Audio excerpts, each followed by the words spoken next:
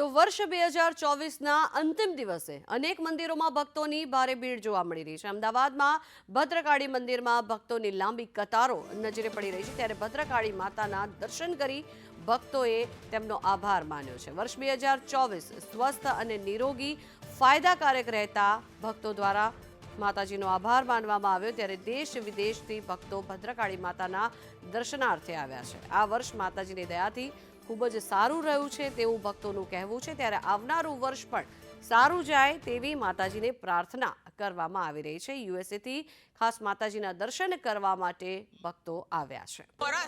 આખું વર્ષ 2024 માતાજીની દયાથી ખૂબ જ સારું રહ્યું। માતાજીની ખૂબ કૃપા રહી। માતાજી દરેક ભક્તોના જે પણ ભક્તો આવે બધાના ભક્તોના કામ કાઢે છે। આજે વર્ષનો છેલ્લો દિવસ છે, અમે માતાજીના દર્શન કરવા આવ્યા છે। મારું આખું 2024 માતાજીની કૃપાથી બહુ સારું રહ્યું। આજે વર્ષ 2024 તો અંતિમ